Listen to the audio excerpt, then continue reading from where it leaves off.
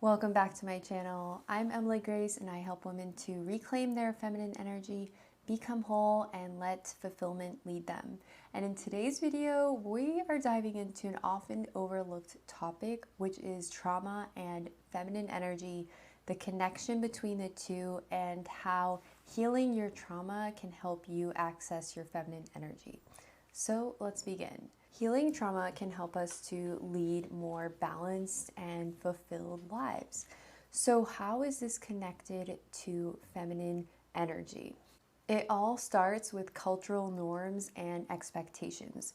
We are taught from a young age to prioritize logic, action, traits traditionally associated with masculine energy. This emphasis can lead all of us, men and women, to suppress our emotions and disconnect from the very qualities that make us feminine. Modern culture often views emotional expression as a sign of weakness, especially for women. This bias pushes us to repress our feelings and adopt a more stoic approach to life. Over time, this suppression can lead to a disconnection from our bodies and the qualities that make us uniquely feminine. Each time we suppress our emotions to fit societal expectations, we create frozen tension in the nervous system.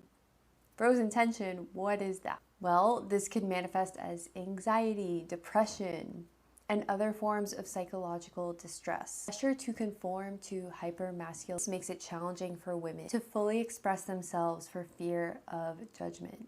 Historically, a patriarchal society has valued traits like logic, intellect, and productivity over the intuitive, emotional, and nurturing qualities of the feminine type of energy. Evaluation has made it difficult for women to show up fully as themselves if they aren't embodying these traits. Our ability to embrace our feminine energy is also influenced by our upbringing and family dynamics. The relationship with our mother in particular plays a crucial role in how we perceive and embody feminine qualities. Our mothers are our first example of what it means to be a woman.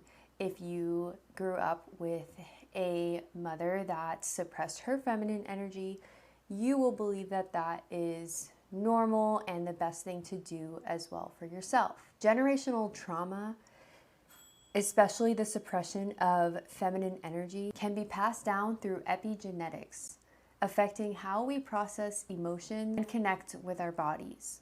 Essentially, what you're witnessing is what you are acting out and adopting as your own behavior, and that gets passed on through epigenetics. Understanding these patterns in our own lineage can help us to better understand ourselves. And once you understand yourself, you can move towards self-healing. So what can we do to reconnect with our feminine energy, heal from trauma? Here are 3 practical steps you can take. First, when you're doing any of this healing, get out of your head and into your body. The ways to do that are through different modalities such as somatics that are about body healing and healing in your nervous system. And that is why I offer somatic embodiment coaching, because I have found from my own experience and the women I work with that because women are so in their heads all day long at work and at home, that this gets them out of their heads and into their bodies. It builds an awareness of what's going on in their emotions, what's going on in their sensations, so they can start to use their emotional capacity to lead them and not to deter them or not to feel as though the emotions are going to overwhelm them, so they just keep the door shut. I wonder if any of you can relate to that. I know before I found embodiment work, that was my go-to strategy. Pretend that it wasn't happening. By focusing on bodily awareness and physical sensation, begin to heal the disconnection and embrace your feminine energy fully.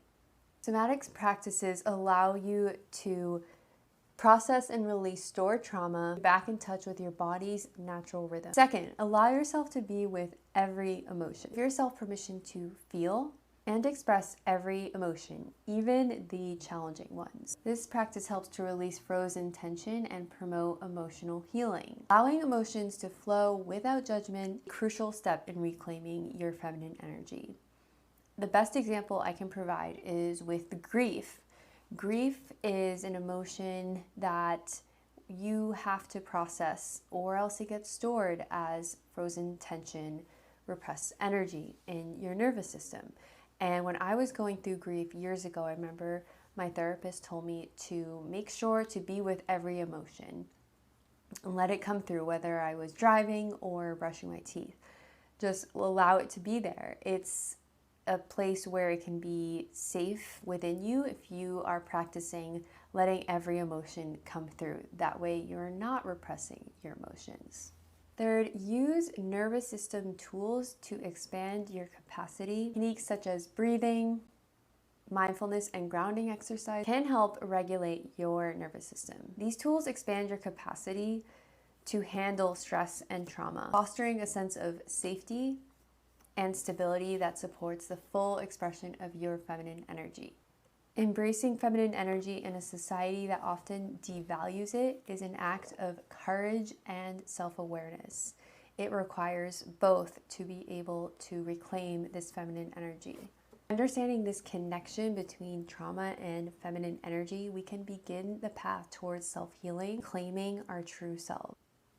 There is a certain amount of trauma that can happen from not being able to be yourself in the world. And that is where this repressed trauma comes from, and why women struggle with using their voice, with taking up space. It's because we're literally being told that we can't do that. And that is why I am so passionate around helping women to reclaim this part of themselves and really rebuild from within and not source validation from societal expectations, because that's how you come into your wholeness, when you can feel relaxed, feel safe to be seen, and feel valued for your inherent worth, your inherent qualities.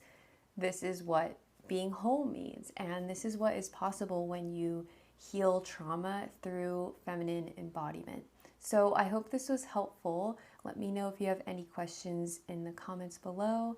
Please like and subscribe, and I will see you in my next video.